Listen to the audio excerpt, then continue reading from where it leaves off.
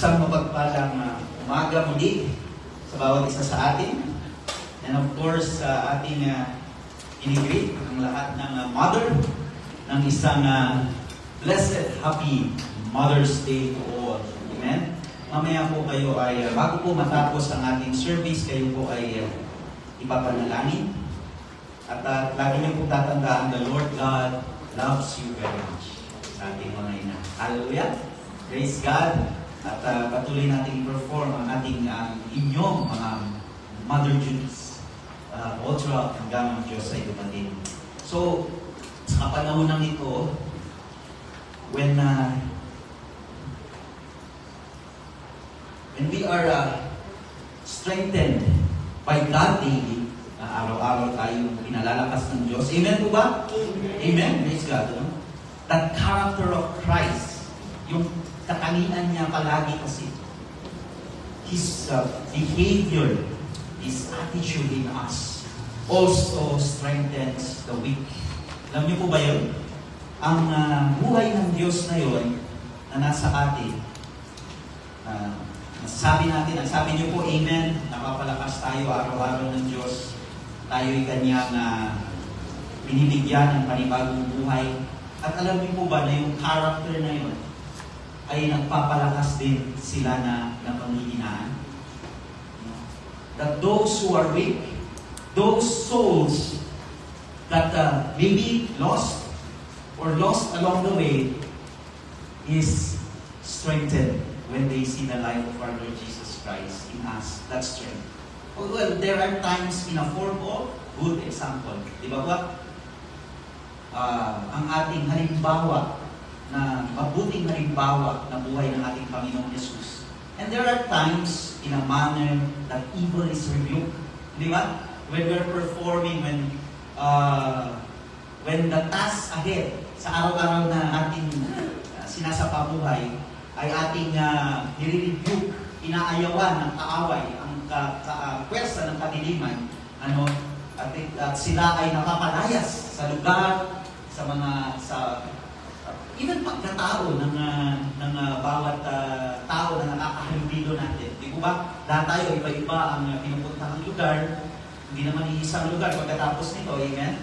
Iba-iba po yan. Maski sabihin natin sa isang city o sa isang province, region, iba-ibang lugar. All the people that we share our lives, whenever there are times that whenever evil is rebuked, ay napapalakas din ang mga mahihina. Amen po ba? The life of Christ in us is not to please, because the life of Christ, that life, yung buhay na yun, the life of Christ in us is not to please ourselves or this world. Ayan, tandaan po natin ito. Makikita po natin ito mamaya sa epistle ni Paul sa Romans. Instead, others are edified too. Sinabi ni Apostol Pablo, ang iba ay napapalakas din. Kasi ang laman natin, madalas, ay nais, ay yung pansarili, at para sa mundo ito. Ngunit ang sabi ni Apostol Pablo, this is to strengthen. Edify is mapalakas ang iba. Na hindi lang nadadamay, nasasama, nakakabahagi ng buhay ng Panginoong Yesus, ng katawan ng Panginoong Yesus Cristo. Amen po ba? Ayan, sa everyday that we are dealing with this life, even Christ did not please the world or Himself. Instead, the suffering fell on Him. Ayan, pakatandaan natin lagi, that suffering of the Lord Jesus Christ that fell on Him. All the sins of this world, from past, present, and future. That is what we have learned in the letters. Yung mga sulat ni Apostol Pablo. God gives us patience. Tandaan po natin, sa panahon ito, it is required, actually, it's a must right now, no? Kailangan na ngayon. Sa kapanahon ng ito, ang pasensya, ang patience, di ba ba? Dati, akala mo, bubunutin mo na, or magagamit lang ang pasensya sa panahong kailangan, o sa panahong nakakaranas tayo ng mga sitwasyon na kung saan kailangan natin Ano, kailangan natin, ang attitude natin ay maging pasensyosa. Hindi po ba? Pero ngayon, it's a must. Kailangan na bawat sandali ng ating buhay. Ngayon na lamang sa pakikinig na ito. It requires patience. Amen? Brethren? Ano? And in some Bible translation, ito, mas deeper yung sa isang Bible translation, mas lalo pang pinalalim ni Apostol Pablo ang pagiging matiisin or being patient. It is endurance. Endurance. Pagiging matiisin. It is a Christ-like character that glorify God. Okay? Tandaan ko natin ito. A Christ-like character that glorify God. Hindi lamang tinitest tayo ng Diyos. Tayo yung parang tinitignan niya hanggang saan kaya ang pasensya na ito. Diba? Ang taong ito. Hanggang saan kaya ang pasensya natin. Hanggang saan kaya ang pagtitiis, ang ating endurance. No! But God gives it to glorify Him. Nalulugdan ang Diyos kapag nakikita ang katangiang ito sa bawat isa sa atin. Tandaan natin yung mga kapatid. Amen? Amen. Well, let's open our Bibles in Romans chapter 15. Romans chapter 15, verse 5.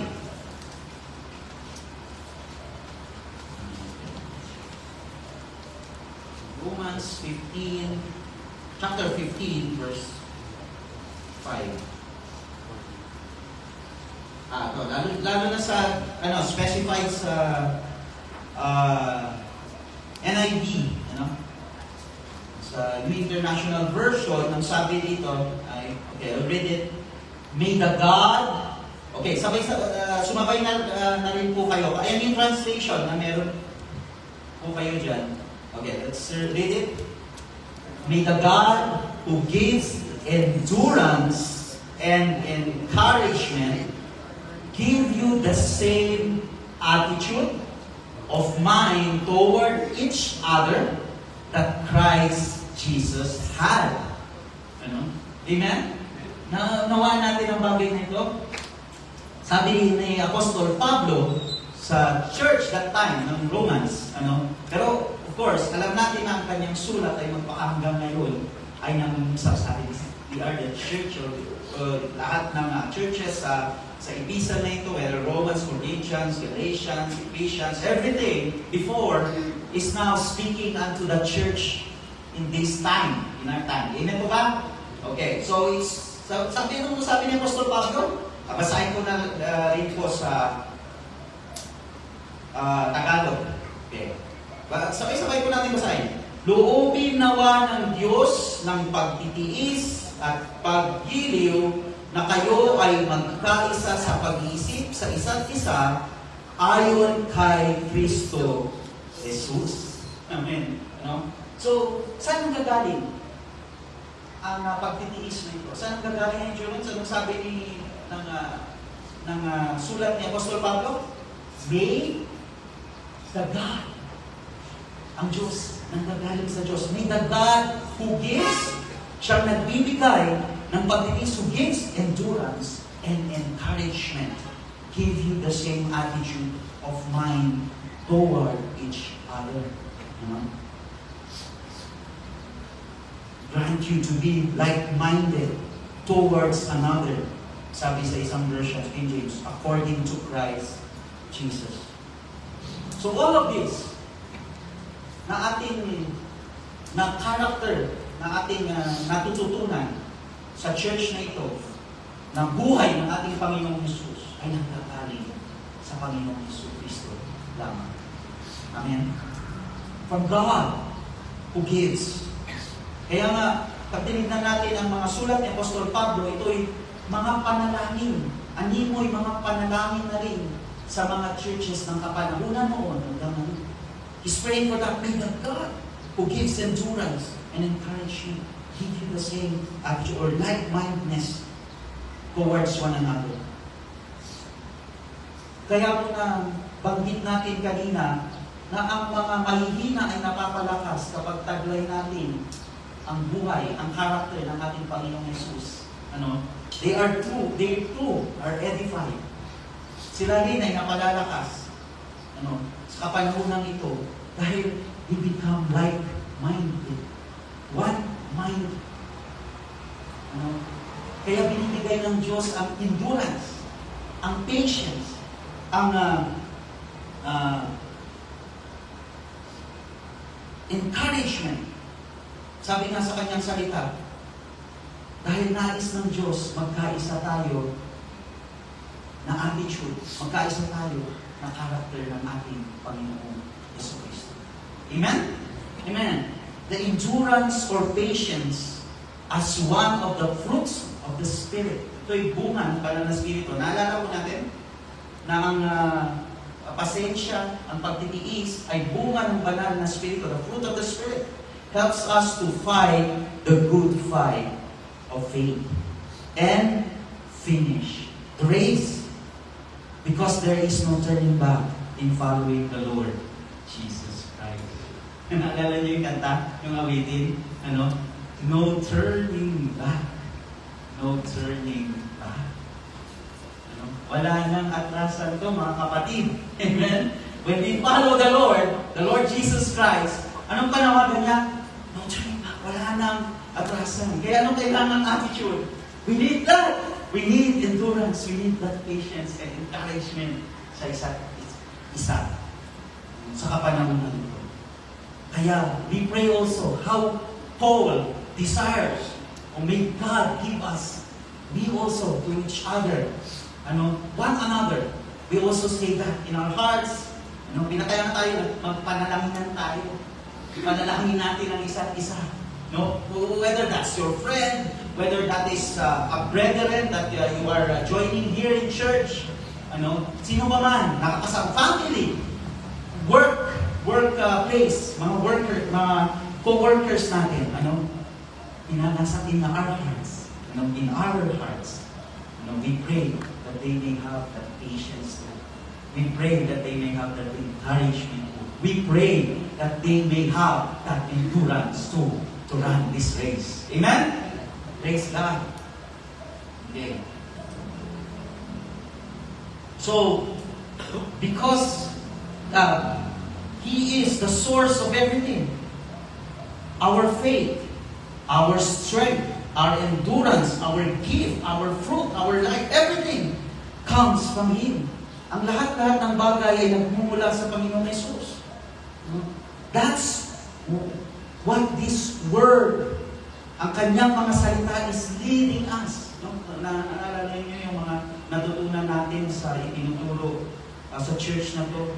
At kamakailan lamang ay tinuturo ni Pastora Cecile sa pulpitong ito. Di ba? All of this is leading us to Christ Jesus, to our Lord. Kaya natin desire yun. Amen? Para nabibigyang purpose ang buhay nito. Each day, every day. And when that time comes, na napanghihinaan tayo. Diba pag nanghihina, anong nangyayari sa tao pag nanghihina? Isa, nagiging makakalimutin. Diba? Hindi ba? Pag hindi na yan, pag na-skip ang meal, na-skip yung, anong tawag na nito? Na-skip yung pagkain niya, sa nagiging makakalimutin. Di ba? Kaya kailangan natin ng kalakasan. We need that patience. We need that endurance sa mga pagtiis. Di ba? Mga kapatid, sa kapanahon ng ito, you need this.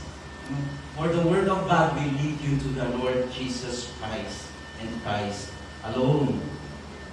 Amen? Okay.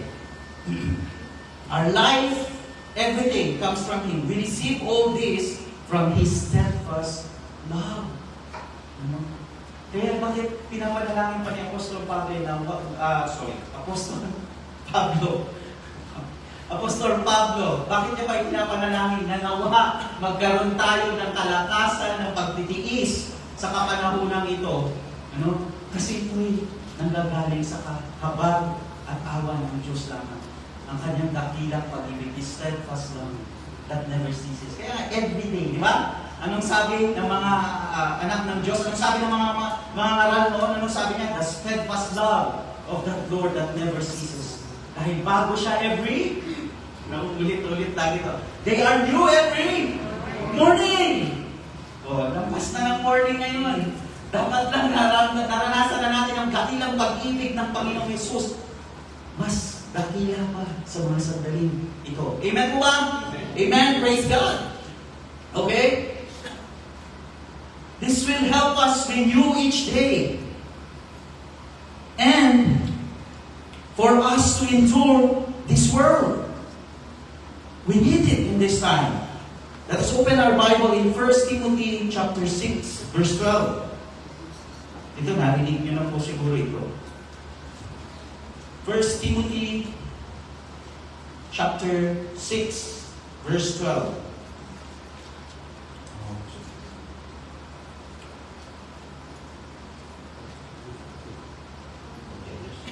Yes, anong sinasabi ng Apostol Pablo? Palagi nating naririnig, fight the good fight of faith. Okay? Let's all read. Lay hold on eternal life, whereunto thou art called, and hast professed a good profession before many witnesses. So, as we see, there is what? In this world, there is a continual battle of obedience. Yung pagsunod. No? Pagsunod na lamang sa yung magising tayo sa umaga, yung pagsunod na lamang sa Panginoon. Hindi ko ba? Yung manalangin. No? Bawat isa sa atin, we are required from the time you open that eye, no? Sa bed mo, no? Open na ganyan. Babalik yan dapat na pumikit. Hindi para matulog. Ilan sa atin, we will close our eyes not to go back to sleep, but to pray. This is a continual battle of obedience in every day. Kaya sinasabi, ang charge mo, fight the good fight of faith. We are fighting this every day. Akala natin kaya anong tinuturo rin namin sa church na to? We don't want you to do this. Tinuturo sa atin sa salita ng Diyos. We don't want you to do this by being, what? Nakasanayan na naman. Naging habit na naman. Amen? We are just used to. Hindi ba kayo nagtataka bakit kailangan sabihin ni Apostol Pablo, bakit kailangan paglabanan? Amen? Why do we have to fight the good fight of faith? If it's there. Kasi anong nangyayari sa atin, sa kapanahunan sa Kristiyano, anong winarning sa Bible ng kapanahunan ito? What's the warning? Darating ang time, magiging men will be lovers of themselves. Magiging, ritual, nakasanayan, naging habit na lamang. Maganda sana kung good habit. Ito ay magiging nakasanayan at anong nangyayari? Wala na. Halos hindi na natin tunay na nakakausap ang ating Panginoon Jesus. It becomes a monologue. Amen?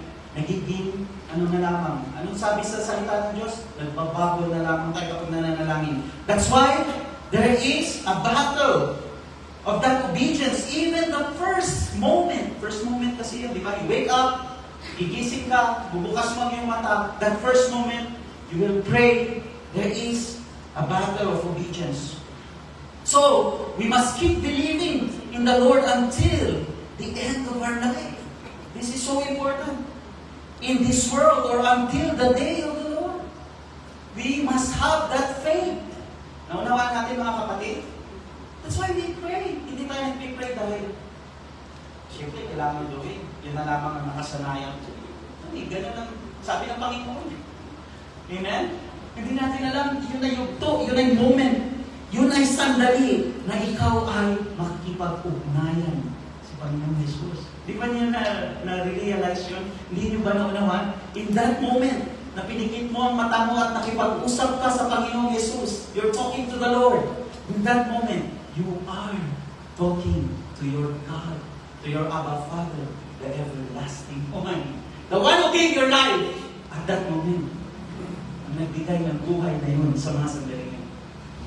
Hindi ko po kayo, lamang po yun, charge, di ba? Kung si Paul kasi sabi niya, fight the good fight of faith. Ginigising niya.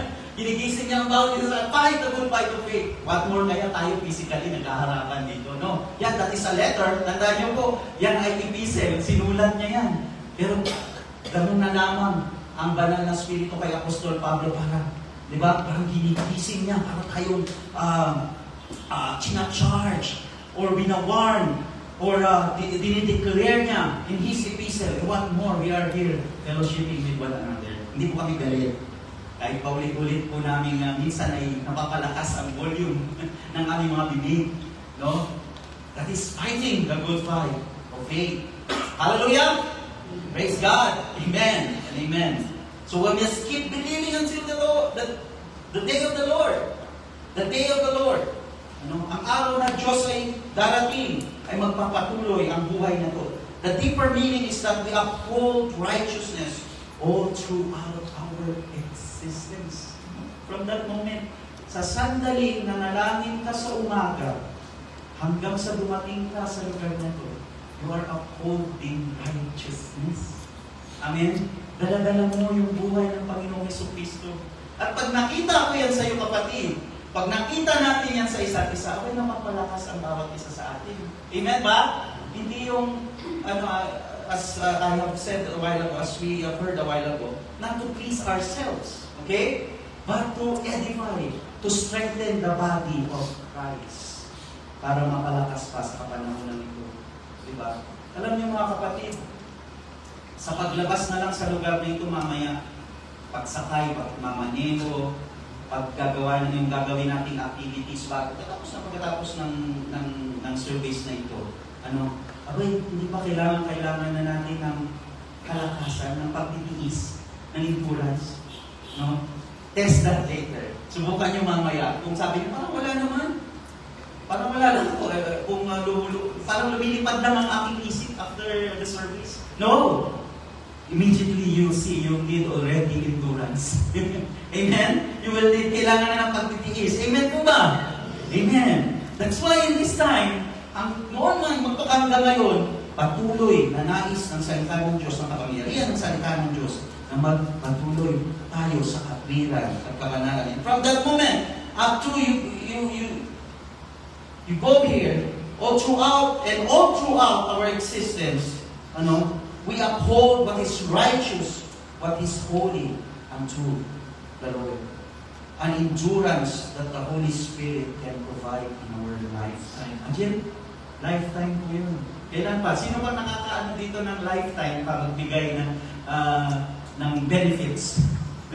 Di ba? Tawag nito, ng mga products. May lifetime pa ba na kung ano yan mapapalitan until lifetime? Rare na, right? It's rare. Amen? But this, to the power of the Holy Spirit in our lifetime and to eternity, the Lord is giving us this strength, this endurance, this life. Kaya huwag natin kakalimutan. So important in our times.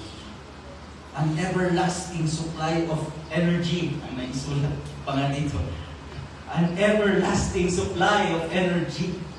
Dito, limitado ang energy. Amen? No? Pero sa Panginoong Jesus, His character, His life, His love, diba? Endures forever. Sabi ko na, diba? His love endures forever. May sinabi ba siyang, He will love you until your last breath? Yun ba sinabi ng Panginoong Jesus? Hanggang doon ba? Does it have limit? May limit ba yung salita ng Diyos? Pag binabasa nyo po yung mga Bibles nyo, do you think there's a limit? In God? No! He's eternal. He is unlimited. Amen? An everlasting, an eternal glory that gives us strength to praise, worship, and practice the life of our Lord Jesus Christ. Yan ang binibigay niya. Kaya napakahalaga lamang kapatid. Ibinibigay din natin ang pinaka-mabuti, pinaka-dakila, all natin. Kaya nga, all your heart, all your mind, all your soul, ay binibigay natin sa ating Panginoon Jesucristo. Amen? Does it rebukes us? Diba? doon tinatouch yung heart natin ng Panginoon, ang mind natin, di ba? Kapag sa tuwing alam natin, dakila ang Panginoon, napakadakila niya. Wala siyang hangganan, walang limit ang kanyang pag-ibig, walang limit ang kalakasan, walang limit ang kanyang how good, di ba? I mean, we are even praising Him and saying, "You have been so good to me, Lord." Napakabuti mo. Pero when God speaks unto us in that prayer, when God speaks unto us in this church, when God speaks unto us when we walk, when we talk, wherever we do, doon tayo nalilito, di ba? When the Lord requires of us, all your heart, all your mind. And He said to us, "Why do you call me Lord, Lord?" And do not do what I say kapag sinabi ng Panginoon Jesus. Hindi mo ba? Lahat tayo mga kapatid. We are doing, that's the insurance we need for us to overcome it, for us to live that life. Hallelujah. Glory unto Him. We must be able to consistently fix our spiritual eyes. Okay. Remember, mga kapatid, spiritual eyes on the Lord. Constantly, consistently fixing our eyes, spiritual eyes on the Lord Jesus Christ. We need it in this time. Bakit? May kailangan sa kapanahon ng ito. Kaya bago nyo isipin yung mga sa physical na pangangailangan nyo, kailangan kong kumain ng umaga, kailangan kong bumili ng ganito, kailangan kong gawin ng bagay nito. Before everything that, everything that this mind, that this flesh put into our mind, napakahalaga. Let us fix our eyes. This is what we need. Consistently, persistently fixing our spiritual eyes unto the Lord Jesus Christ. Hallelujah! Amen? Amen. Also, we eagerly grasp the eternal things which is our calling. Doon papasok ang bagay dito, mga kapatid. Okay.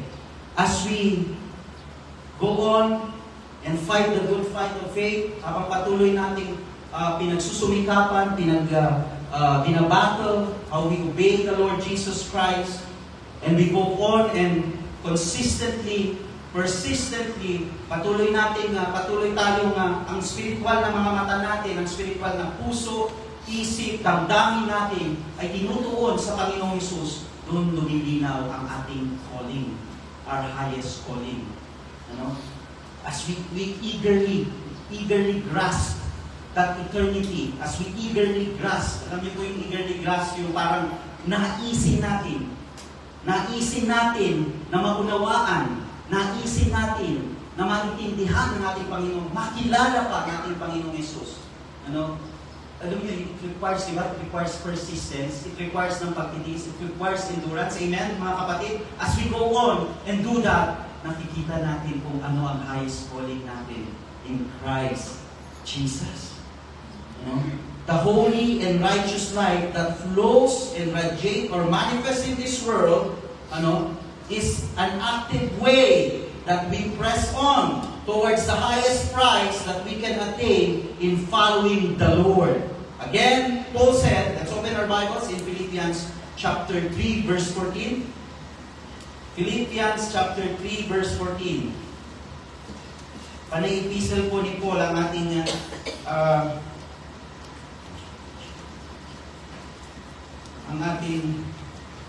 mga text sa araw na ito.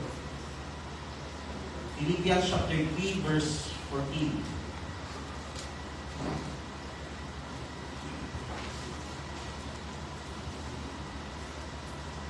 Anong ginagawa ni Apostol Pablo? Ang sabi niya, I press, let us all read again at the same time. I press toward the mark for the prize of the high calling of God in Christ Jesus. Basahin po natin sa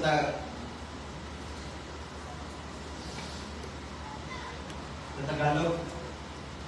Nagmamatulin ako sa hangganan, sa gantimpala ng dakilang pagtawag ng Diyos na kay Kristo Jesus. Remember, kapag narinig natin ang kanyang salita, anong nais na sinasabi ng Panginoong Jesus sa atin? When a person is being moved by the power of the Holy Spirit, nagmamatulin. He pressed towards. He's pressing on. He pressed on towards that mark for the prize of high calling of God in Christ Jesus. Again, anong kailangan? Kapag ang isang athlete mabilis na tumatakbo, anong kailangan niya? Mabilis na tumatakbo. Endurance. Amen? Imagine mo, tumatakbo ka ng mabilis, nagmamatulin ka, dire-diretso, tapos wala kang endurance, di ba? Eh di hingal ka ngayon, di ba? Hingalin ka, hindi mo matapos, di ba? Hindi ka maakyat, pag yung ang panawagan ay mataas, high calling, parang hill, di ba? Tayo, taga-Baguio tayo, alam natin yung mga hills dito, di ba? Mga hills, mataas yan. Amen? Mga mountains. Pag ganun pa yung panawagan, tapos ikay tumatakbo, anong kailangan natin? Endurance, pagtitiis, patience in this time, kalakasan ng Panginoong Hesus. Kaya nga sinasabi ni Charge mo, may God give you endurance and encouragement. The same attitude, pare-pares lang tayo. Hindi isa lang, hindi yung nangangaral lang ng salita ng Diyos, hindi yung nakikita yung worship team dito sa harapan, nagpupuri, nagbigay ng papuri pagsama, hindi hindi lamang ang mga co-workers of the vine, all of us, same-minded, like-minded, ang sabi ng salita ng Diyos. We must have all that strength. Pataas na high calling in Christ Jesus. We need that strength. We need that endurance. Hallelujah. We pray for it. As Paul have prayed for the church. As the Lord Jesus Christ has taught us. We continue to pursue the goal. And the goal is no other than Jesus Christ. The high calling. The highest calling.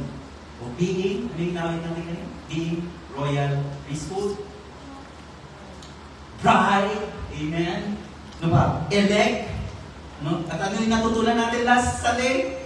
Being part of the first resurrection. All of these are matataas na pamantayan. High calling in Christ Jesus. As if you are setting on, going in a tip of a mountain, in a top of the mountain, pursuing Christ, our Lord Jesus Christ.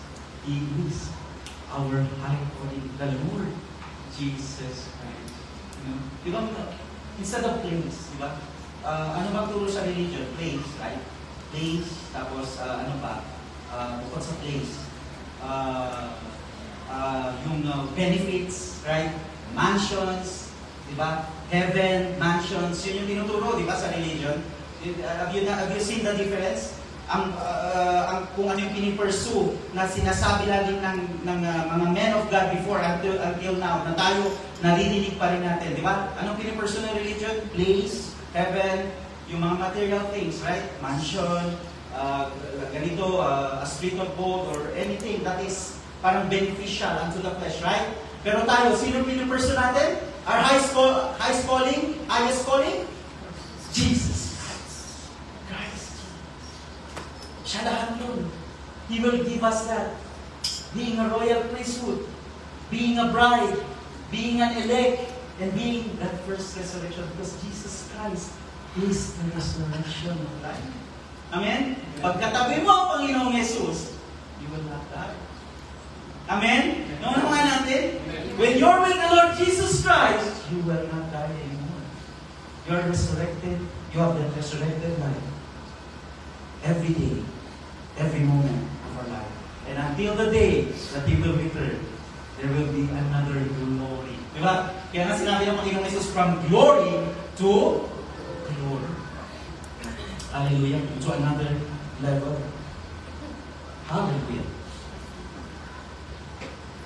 We can achieve all of this to Christ and Christ alone. Because He is everything. Remember in John chapter 1, yung sinabi ni Apostle 1, everything was made because of the Lord Jesus. Nothing was made. Walang daw ginawa. Kaya lahat na nakikita natin ginawa dahil sa Panginoong Jesucristo. Walang ginawa. Wala nang ginawa ang Panginoong Jesus na hindi nakaugnay. Ang ating Ama pala na hindi nakaugnay sa ating Panginoong Jesucristo. Basahin niyo na lamang po sa inyong mga tahanan yung full chapter niyo. When Apostle John said that in the beginning was the light, and the light was with men. Anyway, we need that strength and stamina of the Lord to reach the highest or peak of our salvation. Yun yung tinutumbok na highest calling ni Apostol Pablo, ang Panginoong Jesucristo. Kasi mataas siya sa atin. Diba? Right? No? Siya'y tanyag, siya'y great, siya'y, when we say we give the glory, bakit ba? Ang action ba natin, when we give the glory to you, Lord. Saan tayo nagdadirect when we say we give the glory? Him! We give the glory to you, Lord. Hindi ba? It's a high calling in Christ Jesus. Amen? No? Wala na tayo nakikita mag-worship, bro. Dinadirect niya. Amen? We give the glory to God. We worship Him. Hallelujah. And we humbly bow down before Him. Amen? Amen? Kahit gano'n kasarap sambitin po, hindi po ba? Kahit gano'n napakasarap, napakainang sambitin. Glory to you, O God. You are the highest. But the Lord also requires us to humble before Him. Amen? No, kasi siya nagbibigay ng ating lakas, ng ating pagtitiis, ng ating endurance. Wala namang iba. We cannot give it to you. We cannot, wala kaming may dudukot sa aming mga bulsa, sa aming mga bag, to give an endurance to you, but only the life of Jesus Christ that flows in us, that flows in you. Kung lahat ng buhay ng Panginoong Yesus ay dumadalo yan, di ba? Like-mindedness, di ba? Nakapalakas tayo lahat, kapatid. Panahon ko. Amen? Kahit ganito na ang panahon, there is still strength in the Lord because that is eternal and forever. Hallelujah! Glory to Him. That's why we give glory to the Lord always. Okay? In 2 Corinthians chapter 3, verse 18. 2 Corinthians chapter 3, verse 18.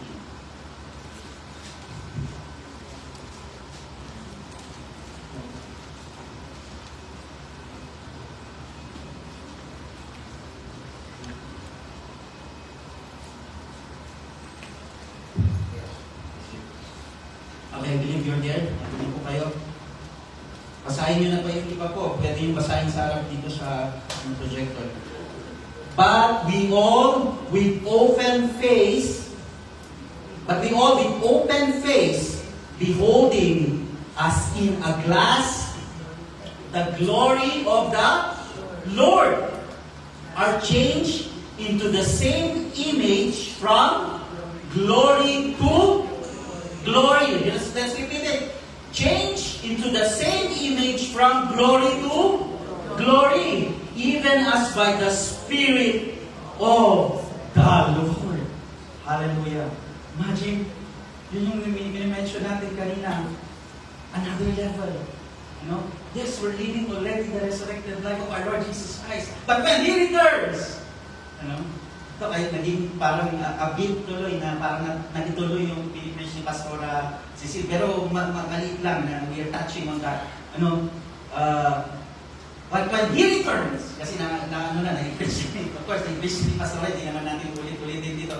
But when He returns, we will even receive that glorified body. From glory to glory, we are beholding. Nakikita natin, kaya nakikita mo sa kapatid, huwag yung tignan yung kapatid, diba? Tumatawa kayo, nakakaano pa yung prayer natin minsan, nakakasira ng araw, nakakapagod naman tignan dito. No, brethren! As you behold, as you see each other, each one of us, ano bang purpose ng fellowship? Kung dito sama ng loob at kahinaan naman ang ating mararanasan, di ba? As we behold each other, we see that image of the glory of God. That image of our Lord Jesus Christ. From glory, parang nakikita natin, wow, si brother, reliving the resurrected life. Hindi ba? Pag nakikita mo may problema yan, alam kong may problema yan, alam kong may pinagdadaanan yan, pero nakakapag-smile pa sa akin ng kapatid na to. No? Alam kong ang daming hirap, daming gastusin yan, pero nandun ang lakas pa rin na nandito sa church, nakikita kami, nakikita pa rin ang buhay, ang oneness, ang image ng Panginoong Jesucristo. Hindi pa napapalakas, na-edify. Kita natin tinutumbok ng salita ng Diyos. Ang salita ng Diyos to, hindi namin sinasabi ko, hindi namin gawa-gawa o sinabi namin. The Word of God. When we see that glory, we experience another level. Di ba? We see that resurrected life in you. We see another level soon. And that is the glory of God reflected in us. Hallelujah. No? Mga kapatid, no? Kailangan sa panahon ito, gising na gising tayo. Makita mo yung kapatid mo, inaantok kapag may nag-preach. O habang may worship, nakakainantok na, nakakatulog na.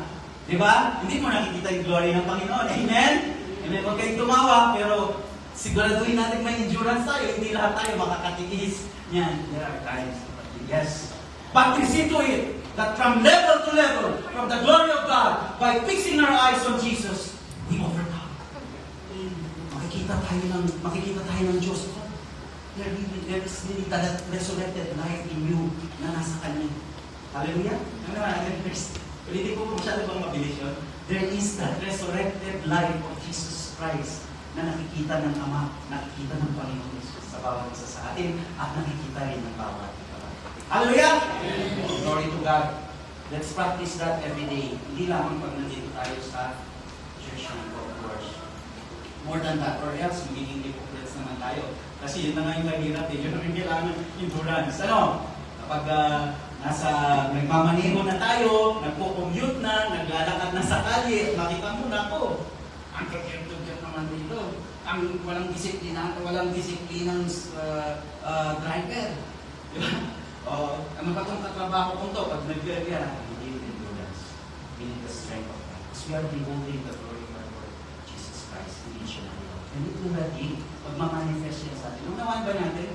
Sino yung nalilit ko? Di ba ang salita ng Diyos ay parang napakainam, pero masakit sa iyo. Marami siyang kinukorek sa, di ba, sa kalooban natin, sa flesh natin. It's correcting us every day. It's giving us that life, kasi mag-give life yun sa iba eh. It's not isang life-giving spirit, kaya sinasabi na pa-filter, pinifilter ng Diyos. Hindi pwedeng, maging fake, yung lumabas sa'yo, lumabas sa bawat isa sa atin, hindi yan magiging buhay nila. Amen ba? No? Kaya meron pagbubuno, meron sa loob, pero sabi natin, hindi na nakakaranas ng mga suliranin yan, nakakaranas ng mga problema yan, minsan pagkakadapa, minsan pagkakapanghinaan, pero nakikita pa rin ang buhay ng Panginoon Jesus sa kanyang pananagumpay, araw-araw, sa kanyang buhay. Amen. Glory to God. God give us that life. Until we reach that highest calling and complete image of our Lord. And if we endure to the end, it will be worth all the suffering we have experienced in obeying God. Ito po yung hindi namin pinalalampas kapag kami po ay, kapag ang church na ito ay tinuturo. We're not saying that all is well. Suffering is there, mga kapatid. And there is hardships and struggles in life.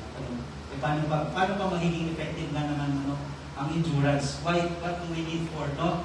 Kung easy lang pala ang goal natin, ang pag-set natin, ang pag-follow natin sa ating Panginoong Jesucristo. That's why nagkaka-effect. Kapag umi-effect yung sinasabi ng salita ng Diyos na kailangan natin magtiis, kailangan natin makibaka, makipagpuno, makibattle. Pag nag-effect na kailangan natin ang kanyang kalakasan at karunungan, buhay, lahat na ng binibigay ng Panginoong Yesus, ibig sabihin yan, you are really tested.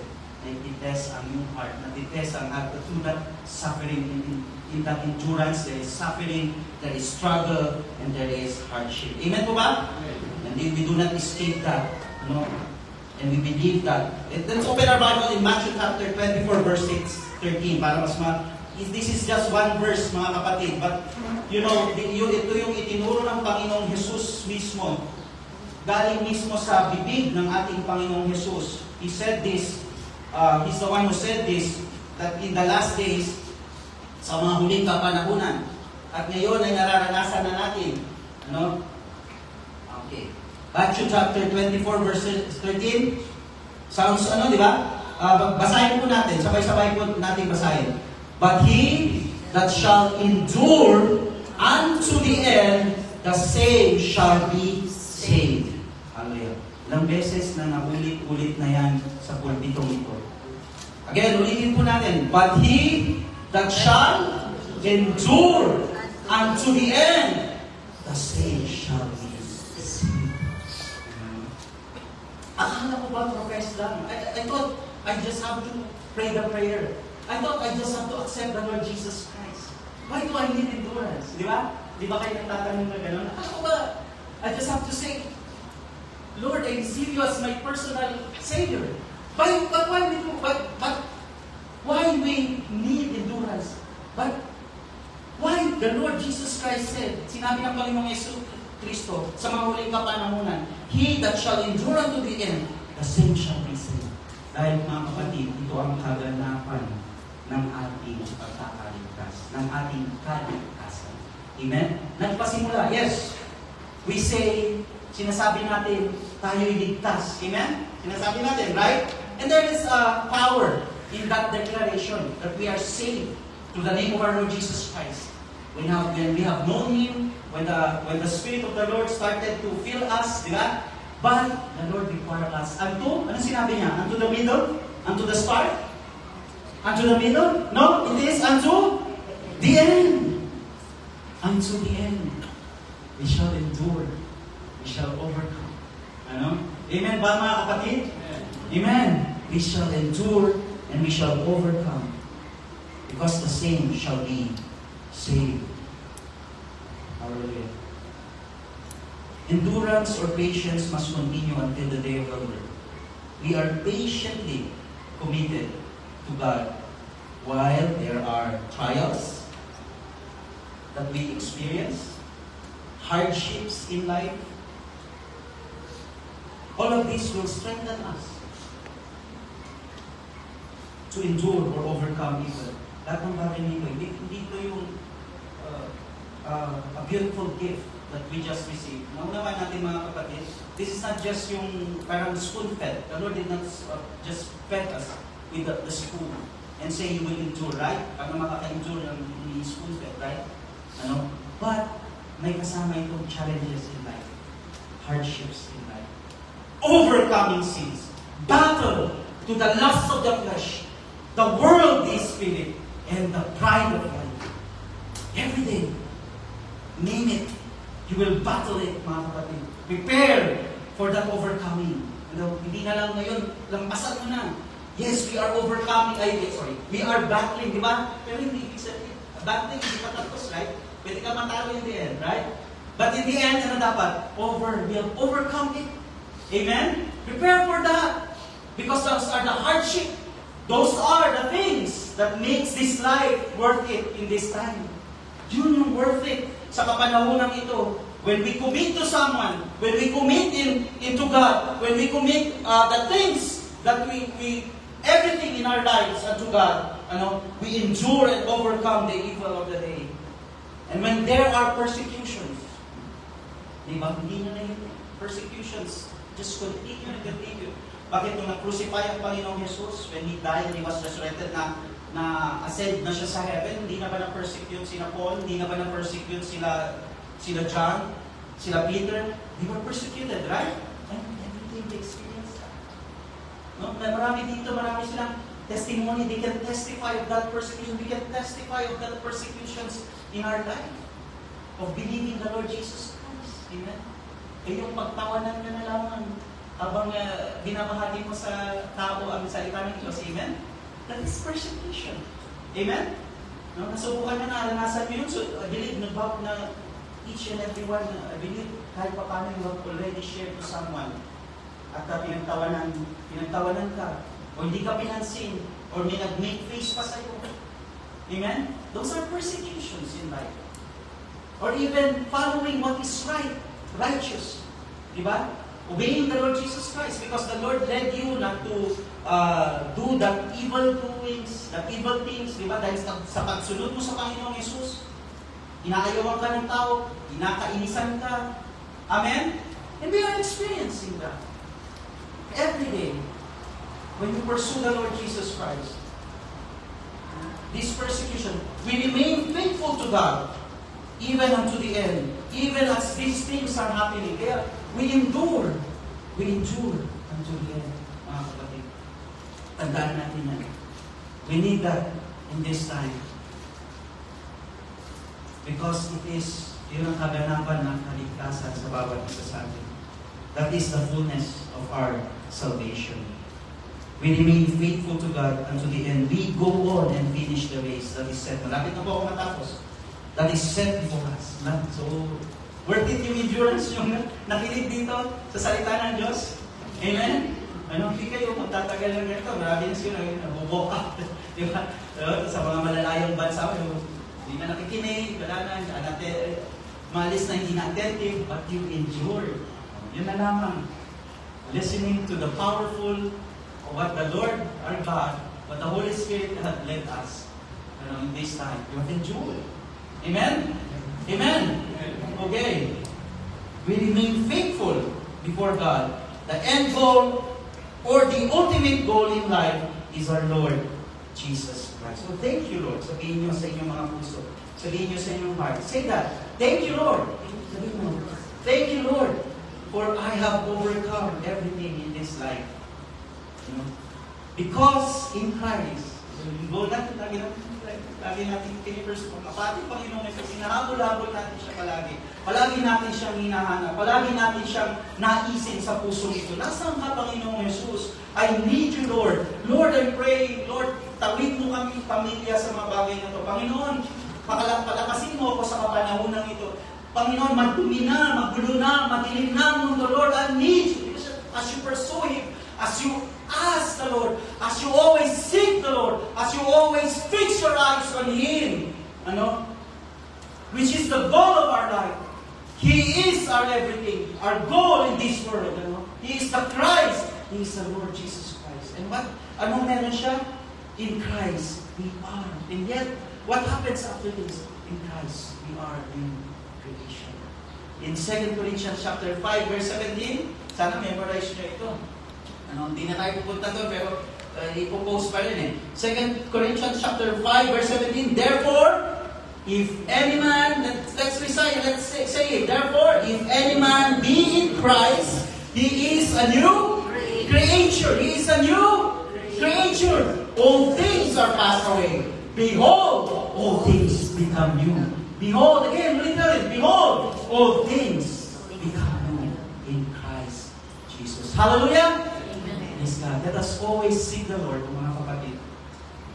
It's more than this. Yes, we fellowship, you've heard the word, it's more than this. There is a Monday, there is a Tuesday, Wednesday, Thursday, Friday, Saturday, until we see each other again. Maraming pang days na yun, maraming hours, maraming moments. And the Lord needs us to pray, pray, and pray. Read and read the Bible. Meditate on the Word of God. Always follow Jesus Christ. Always memorize this. 2 Corinthians chapter 5, 17. Behold, if any man be in Christ, he is a new creature. The old has gone, and the new has come. Hallelujah! Amen. Hallelujah! So, all things become new in Christ. In Christ alone, He is the source of all, and we must do now our part. Amen? Tayo pong lahat ay tumayo at manalangin. Yes, Lord.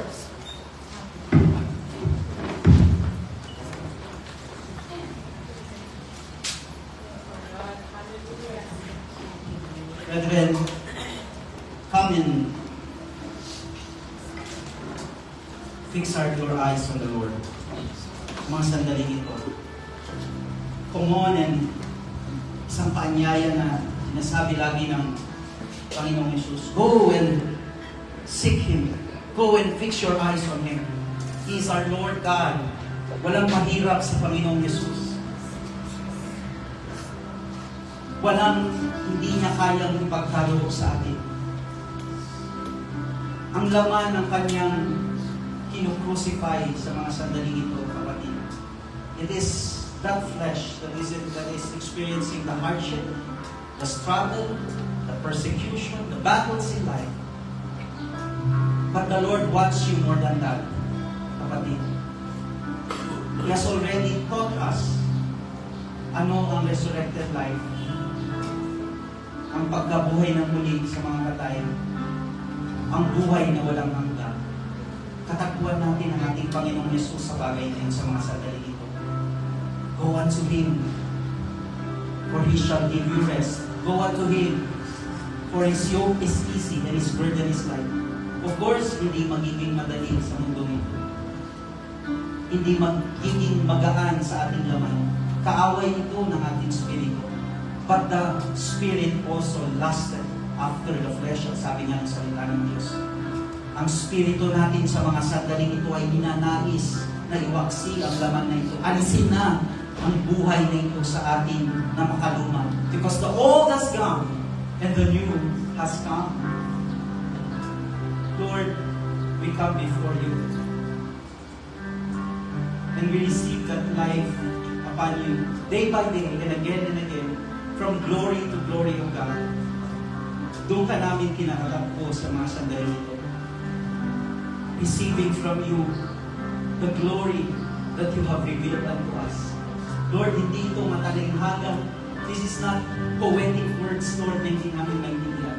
We have experienced ang iyong kadakilaan, ang iyong kalwalhatian, ang buhay mo na walang hanggan, mo pa man magpakanggan. O Diyos, hindi na ito mahirap isipin sa panahon ito. Tulungan niyo kami, Panginoon, dahil in spirit right now kami nakikipag-ugnayan sa iyo. You mediate sa amin sa Ama, Panginoon. Ikaw ang nag-uugnay sa amin sa isang Diyos. Kaya kami, Panginoon, nakakapanalangin. Brethren, ipanalangin mo ngayon ang nais mo sabihin sa Panginoon Jesus. He is the way, the truth, and the life.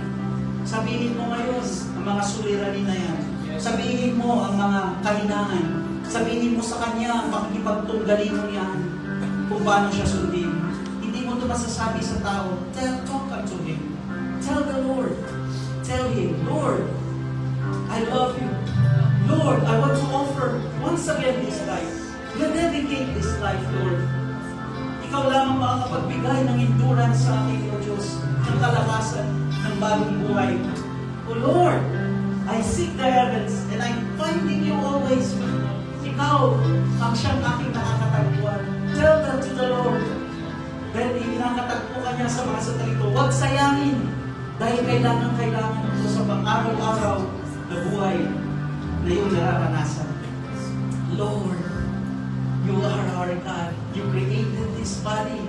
You've given me soul. You poured out your spirit, Lord. O Panginoon, salamat sa sandaling ito. O Diyos, lugod namin tinatanggap kung anong ipinanalangin ng mga kapatid namin noon, sina Apostol Pablo, ang mga apostol noon. May the God who gives endurance and encouragement, who gives patience, who gives that love towards us. With like-minded, Panginoon, sa isang isip mo, Diyos, ay makamit namin ang attitude ng aming Panginoong Jesucristo. At salamat sa bagay nito, Diyos. We know, makakayanan namin pagtagumpayan ng mga susunod na sandali at susunod na araw dahil ikaw siya ang aming makakasama. Lord, we pray this earnestly. Our hearts is yearning for you, Panginoon. And we are so glad that we are receiving it. Kapatid, tinatanggap mo na yan ngayon. Bukas palad mong tanggapin yan sa Panginoon sa mga sandali ito. Tinatanggap mo na ang kalakasan niya, kamunungan, kaalaman, pag-ibig upang managumpay sa iyong buhay. Panginoon, sa iyo po ang papuri, pagkakila. Patuloy ka namin sundin at huwag ka namin tatalikdan. Huwag ka namin, Panginoon. There's no turning back already, O Diyos. Hindi na kami tatalikod sa iyo. We will go on, press on, finish the race, fight the good fight of faith, and have that strength all the days of our lives. Muli, O Diyos, malugod namin tinatanggap ang lahat ng gift na ito, ang lahat ng fruit na ito, ang lahat ng kaloob mo, sa tanging pangalan ng aming Panginoong Jesus, at ang lahat ng nakatanggap ng buhay ng Panginoong Jesus muli ay magsabi ng Amen. Amen. God bless po.